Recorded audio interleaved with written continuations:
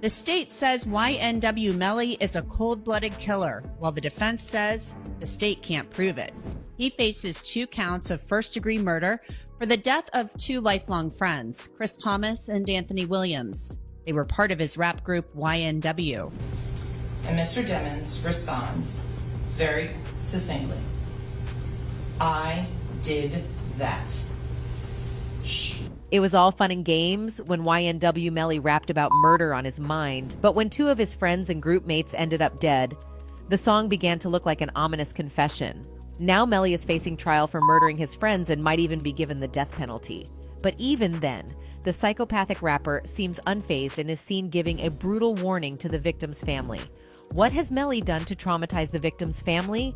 You're about to find out today. I found my first gun when I was 9 years old. Ever since then, like growing up, I was so addicted to the bitches. I love them bitches. If you up that bitch at a nigga and bust his ass. YNW Melly was part of the rap group YNW. The group came to a devastating end when 2 of the rappers, YNW Sack Chaser and YNW Juvie, were murdered in cold blood. Initially, Melly tried to cover it up as a drive-by shooting, but the evidence was perfectly clear. Melly had killed his friends and had no remorse for his actions. Why he would commit such a heinous crime against his own 2 best friends for no reason.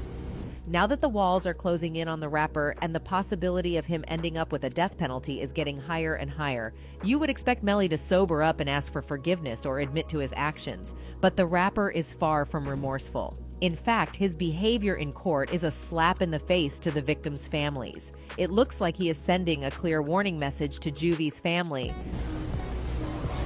Really? Really?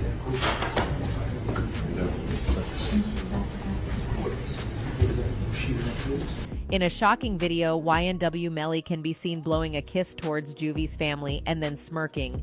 If there were any doubts left about him being guilty, his demeanor in court has cleared them. Melly knows what he is doing by acting like this in front of the victim's family. It's clearly meant to hurt and disrespect them. After taking away their beloved son, Melly is now rubbing salt in their wounds by acting cringy and happy in court.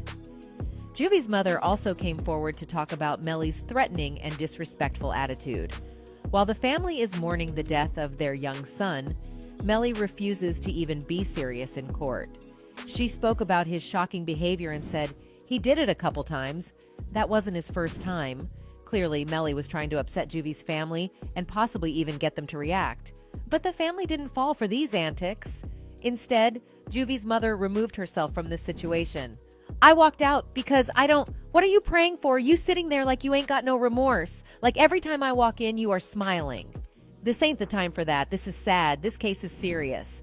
The victims' families are going through an unimaginable time right now. Both Juvie and Sack Chaser were bright young men with their whole lives ahead of them.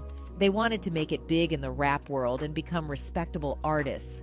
But all these dreams of fame and money came crashing down when Melly took their lives and left the families hurting and lost.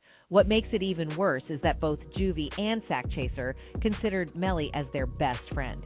Even the families considered Melly their son and wished nothing but the best for him.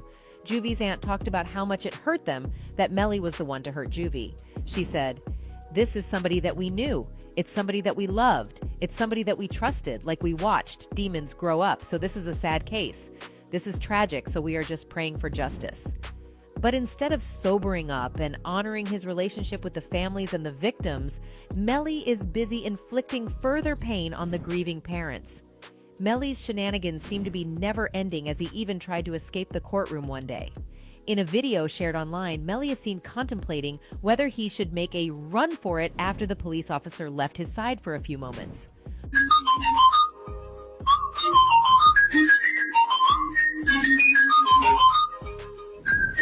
While he quickly realized that such a plan was never going to work, his actions were enough to prove how he isn't remorseful at all.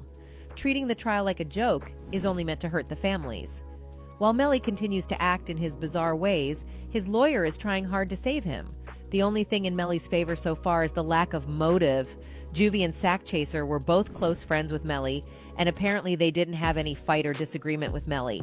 So why would he decide to kill them one day? His lawyer brought this up in court and talked about this didn't make any sense. A young man wakes up one day and decides that he's going to kill two of his best friends that he grew up with, best friends that he hangs out with, best friends who he lives with, best friends whose careers he was trying to launch alongside his own.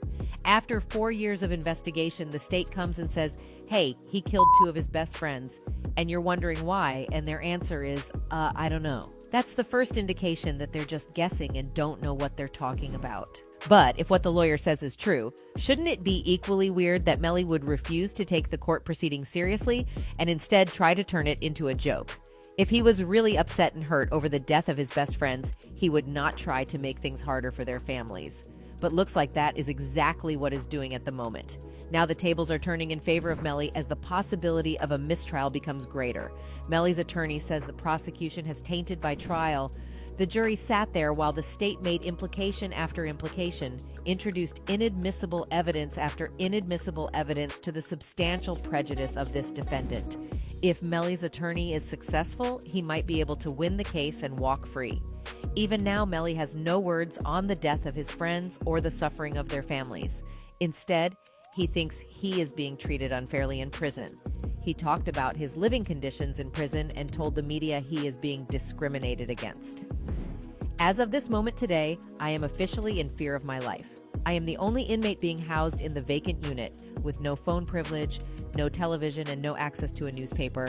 They are watching my every move on camera, making sure I don't use the phone to tell the world how I am being mistreated, discriminated against, threatened physically, harassed.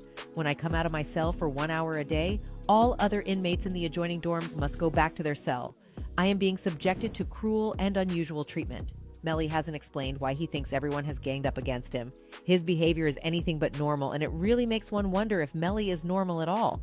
One of his videos is enough to give anyone nightmares. In a singing video, Melly is singing about a friend dying in his arms, and he turns around to give a knowing smile to the camera. I miss you late, my friend, it's time to say goodbye, and he died inside my arms. There is no other explanation for this video except that he is openly mocking and taunting the people. This isn't the first time he has openly and proudly confessed to killing his friends. Right after the shooting, Melly proudly declared on social media that he had done it. And Mr. Demons responds very succinctly, I did that. Shh. Melly's obsession with murder is obvious from the songs he writes. He openly admitted that the first thing on his mind whenever he wakes up is murder. I literally woke up in the jail cell and I like, wake up in the morning, I got murder on my mind. Melly is also obsessed with guns and bullets. He is fascinated by how easily they can kill a person and take away his soul. I found my first gun when I was 9 years old, bro. Ever since then, like growing up, I was so addicted to the bitches. I love that bitch. If you up that bitch at a nigga and bust his ass. All this time, fans thought he was boasting just like every other rapper out there, talking about guns, violence, and murder. But now it's clear that Melly wasn't just saying these things. They are true, and he is in fact a dangerous killer. Not only is he not remorseful and guilty for killing his poor friends, he is also enjoying seeing their families suffering and hurting. People are taking to social media to talk about the Melly trial. One person wrote how Melly's non-serious attitude is only going to end up harming him. Footage has been released of YNW Melly getting into the car his friends were murdered in. Not looking good. He needs to start taking this shit seriously. His life is on the line and he's sitting in court laughing. He won't be laughing soon. Another thinks that his non-serious behavior isn't even shocking considering his personality and actions. If someone can murder his best friends without any clear motive, you can count on him for being psychopathic. He wrote, everybody shocked YNW Melly laughing with his lawyer in court like this man ain't smokes his best friends and has an alternate personality named Melvin Lamau. That's it for today, folks. Until next time, goodbye.